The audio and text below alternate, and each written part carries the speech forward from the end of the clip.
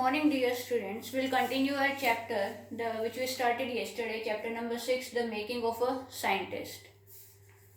We were here on this paragraph. So he wrote to Dr. Yugat for ideas and came back a stack of suggestions for experiments. तो उन्होंने जैसा कि उनने सोचा था कि नाउ ही will be working on some real experiments, है ना, कि कुछ वो रियल एक्सपेरिमेंट्स पे काम करेंगे. तो उन्होंने डॉक्टर फ्रेडरिक को एक लेटर लिखा asking for some suggestions and he received many suggestions. And those kept E. Bright busy all through high time and led to prize projects in country and international science fairs. Okay? कि जो भी अब उन्होंने अभी तक अपने high school में जो प्रोजेक्ट्स जिन पर वो काम कर रहे थे, they all led to win the prize, कि वो उन्हें प्राइज जीतने में उनकी मदद करी. Now for his 8th grade project, अब उनकी 8th क्लास के लिए now the project on which he was working, E. Bright tried to find the cause of a viral disease that kills nearly all monarch caterpillars every few years. Okay?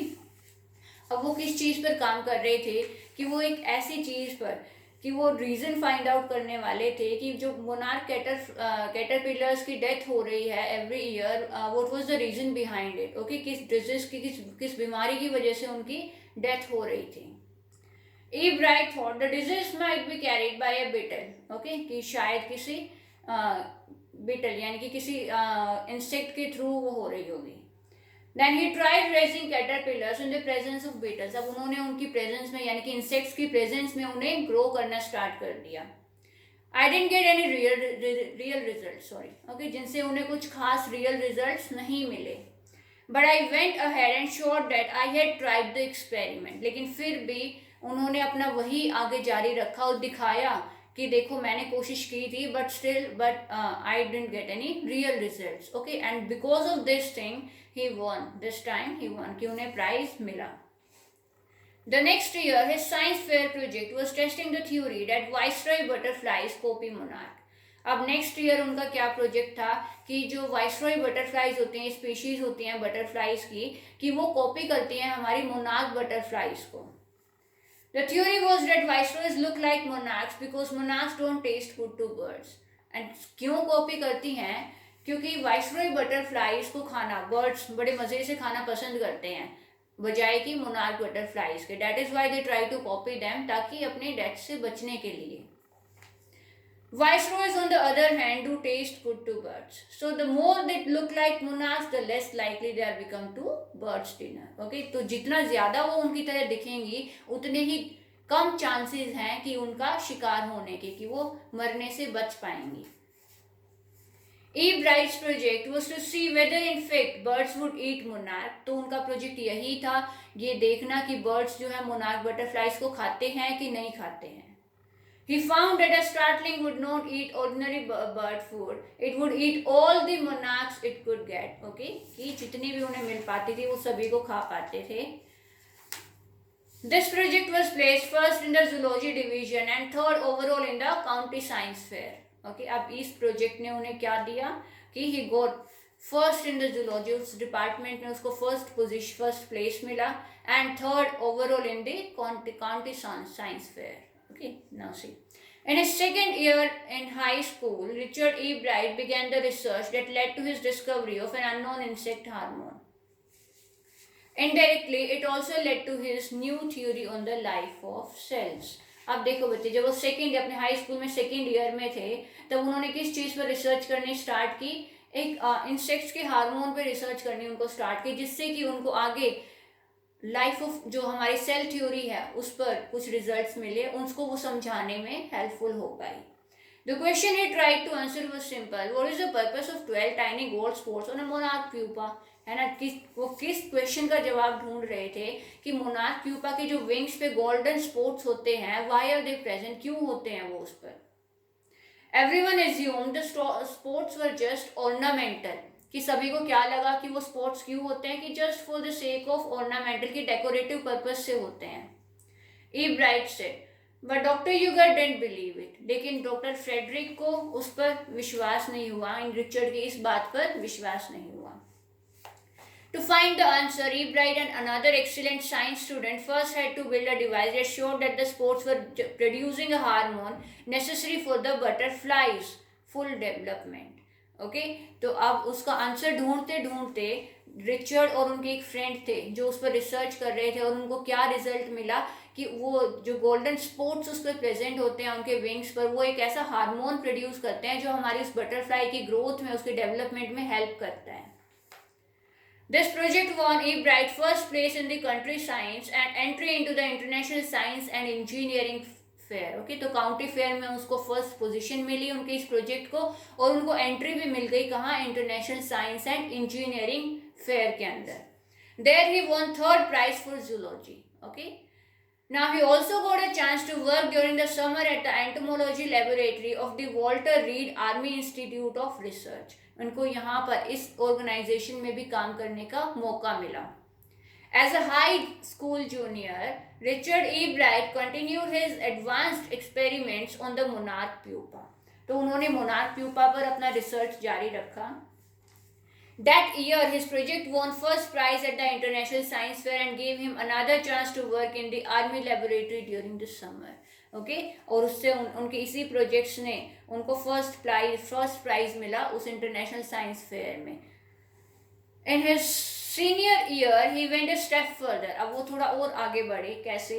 He grew cells from a monarch's wings and in a culture and showed that the cells would divide and develop in normal butterfly wing scales only if they were fed the hormone from the gold spots. उन्होंने क्या चीज करके दिखाई, देखो इसको समझने की कोशिश करो. He grew cells from a monarch wing, कि उसके जो विंग्स थे उससे उन्होंने सेल्स ग्रू करने की कोशिश करी, and showed that the cells would divide and develop into normal butterfly wings. है ना कि वो सेल्स हमारे किस चीज में डेवलप आगे किस चीज में बन रहे थे, नॉर्मल बटरफ्लाई विंग्स में. Only if they were fed, कि वो जो उनके विंग्स जो गोल्डन स्पॉट्स से अगर उन्हें जो अगर हार्मोन मिल रहा था तभी उनकी डेवलपमेंट पॉसिबल थी वहां पर. उन्होंने उसकी डेवलपमेंट किस चीज के बेसिस पर दिखाई, जो उनके विंग्स में जो गोल्डन स्पॉट्स लगे थे. That project won first place for zoology at the international fair. He spent the summer after graduation doing further work at the Army laboratory and at the laboratory of the US Department of Agriculture. तो यहाँ पर भी उन्होंने अपना आगे का काम करना स्टार्ट कर दिया after graduation.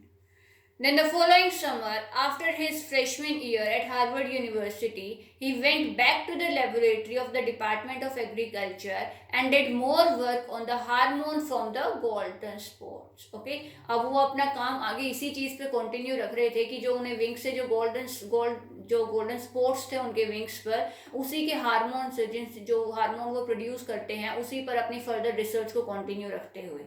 Using the laboratory's sophisticated instruments, he was able to identify the hormone's chemical structure. अब वहाँ पर जो एग्रीकल्चर लेबोरेटरी में जो इंस्ट्रूमेंट्स रखे थे उनकी वजह से वो उसमें जो केमिकल प्रेजेंट होता है, ओके, उस हार्मोन में जो केमिकल प्रेजेंट होता है उसको वो आइडेंटिफाई करने में सफल रहे. Now a year and a half later, during his junior year, Ebright got the idea for his new theory about cell life. अब उन्हें अपने एक नया आइडिया मिला सेल लाइफ से related. It came while he was looking at X-ray photos of the chemical structure of a hormone. और वो कब मिला, जब वो उनके एक्सरे स्ट्रक्चर देख रहे थे, हार्मोन का जो स्ट्रक्चर था, जब उसका उन्होंने एक्सरे निकाला और जब उस फोटो को वो देख रहे थे तब उन्हें वो नया आइडिया मिला. When he saw those photos, Ebright didn't shout, okay, eureka, or even I have got it. But he believed that along with his findings about insect hormones, the photos gave him the answer to one of the biology's puzzles, how this cell can read the blueprint of its DNA. ठीक है, कि कैसे cell हमारे DNA का blueprint पढ़ने में help कर सकता है, ये भी उन्हें फाइंडिंग्स मिली. Now the DNA is the substance in the nucleus of a cell that controls heredity. ये आपको पता ही होगा as you all read your science chapters. It determines the form and function of the cell. Okay. Thus DNA कि कैसे DNA हमारी life का एक blueprint होता है. Okay. Ebright and his college roommate James worked all that night drawing pictures and constructing plastic models of molecules to show how it could happen. तो उस दिन पूरी रात उनके ईब्राइट और उनका जो कॉलेज रूममेट था उन्होंने पूरी रात इसी चीज़ पर काम किया, अपने रिजल्ट फाइंडिंग्स निकाले, जो भी उनकी पेपर्स में लिखने जो उन्होंने रिसर्च पेपर पब्लिश कराया था, जो हमने स्टार्टिंग ऑफ द चैप्टर में पढ़ा था, तो उसको तैयार करने में उन्होंने पूरी रात लगा दी. Together they later wrote the paper that explained the theory. Okay. Surprising, no one knew him. Richard E. Bright graduated from Harvard with highest honors, second in his class of 15, इतने strength के साथ. E. Bright went on to become a graduate student researcher at Harvard Medical School. Okay. There he began doing experiments to test his theory. अभी उन्होंने जो ये new जो cell theory दी थी अपनी, इस पर आगे काम करते हुए वो कहते हैं, in this theory, if this theory proves correct, कि अगर ये सही साबित हो जाती है, it will be a big step towards understanding the processes of life, है ना. ये हमें हमारी लाइफ के प्रोसेसेस को समझने में बहुत हेल्पफुल साबित होने वाली है. It might also lead to new ideas for preventing some types of cancer and other diseases. Okay, कि कुछ इससे हमें ऐसे आइडियाज़ भी मिल सकते हैं जो हमें इन बीमारियों से, कैंसर या फिर इस जैसी और अदर बीमारियां जो होती हैं उनसे बचने के हमें कोई ना कोई आइडिया मिल सकते हैं. All of this is possible because of E bright scientific curiosity. और ये कैसे पॉसिबल हो पाया अब तक? क्योंकि उनको साइंस में इतनी रुचि थी, उनकी अब तक की इतनी क्यूरियोसिटी, वो इतने ईगर थे हर एक नई चीज़ को सीखने के लिए.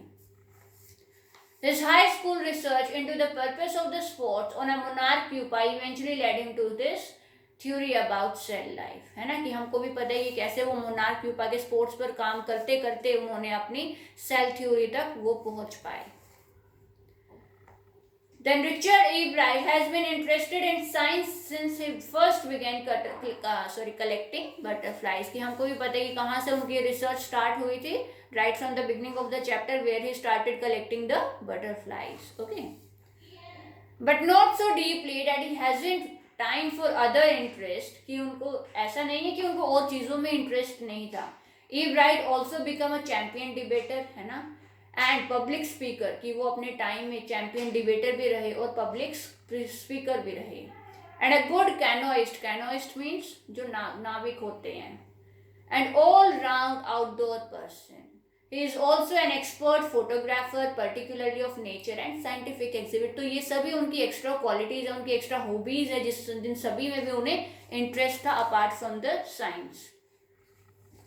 इन high school Richard was a straight A student. A student means the topper student, A grade student.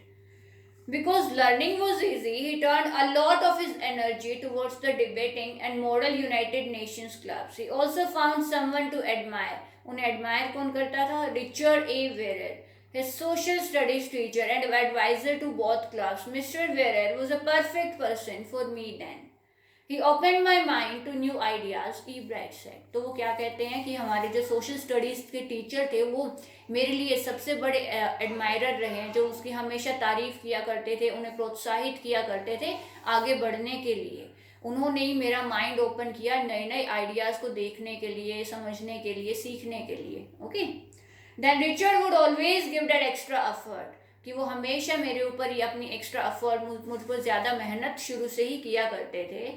What pleased me was, here was this person who put in 3 or 4 hours at night doing debate research, besides doing all his research with butterflies and his other interest. Okay, so he says कि mister वेरर बताते हैं कि मुझे Richard के बारे में जो सबसे बढ़िया बात लगी वो क्या थी, कि उन्होंने कभी भी अपने ऊपर एक चीज़ को हावी नहीं होने दिया. अगर वो बटरफ्लाइज कलेक्शन पे अपना काम, अपनी रिसर्च जारी रख रहे थे, तो उस चीज़ से उन्होंने कभी अपने आप को थकने नहीं दिया. उन्होंने हमेशा रात को 3-3, 4-4 घंटे जाग कर भी डिबेट के लिए टाइम निकाला, अपनी बाकी इंटरेस्ट के लिए भी टाइम निकाला. उन्होंने सिर्फ अपनी लाइफ को एक चीज़ पर ही रुकने नहीं दिया. रिचर्ड वॉज कॉम्पिटिटिव, कि स्टार्टिंग से ही वो कॉम्पिटिटिव रहे हैं, but not in a bad sense, कि नेगेटिव सेंस में नहीं. Richard wasn't interested in winning for winning's sake or winning to get a prize, कि वो कभी भी ये इस कॉम्पिटिटिव स्पिरिट के साथ किसी भी कंपटीशन में नहीं जाते थे कि मुझे सिर्फ जीतना ही है, बल्कि जीतने के लिए नहीं, बल्कि in a good, in a positive sense, कि प्राइज जीतने के लिए नहीं, कि मुझे नंबर 1, कि मुझे टॉप पोजीशन हासिल करनी है, अपने आप में सबसे बढ़िया काम करके दिखाने के लिए, not just for the sake of prize. Rather, he was winning because he wanted to do the best job he could. For the right reasons, he wants to be the best. कि अपने आप में best बनने के लिए. And that is one of the ingredients in the making of a scientist. Okay, कि यही एक उनमें से एक इंग्रेडिएंट है किसी भी इंसान को साइंटिस्ट बनने में. Start with a first rate mind. अब ये जो नीचे दिए हुए हैं कि हमारे पास एक फर्स्ट रेट माइंड होना चाहिए. ऐड क्यूरियोसिटी, उसमें कुछ क्यूरियोसिटी ऐड करो. Mix it and the will to win for the right reason, है ना, कि हमारे पास वो विल होनी चाहिए, वो चाहत होनी चाहिए कि हमें सही पर्पस के लिए जीतना ही है, अपना बेस्ट करके दिखाना है. Eve Bright has these qualities, और उनके अंदर ये सभी क्वालिटीज थी. From the time the book The Travels of Monarch X opened the world of science to him, Richard has never lost his science curiosity. कि जब से वो बुक जो उनकी मदर ने उनको प्रेजेंट की थी, जब से उस बुक ने उनके लिए साइंस के दरवाजे खोल दिए थे, तब से उनको साइंस की दुनिया में रुचि उनकी कभी भी आज तक कम नहीं हुई. थैंक यू बच्चे.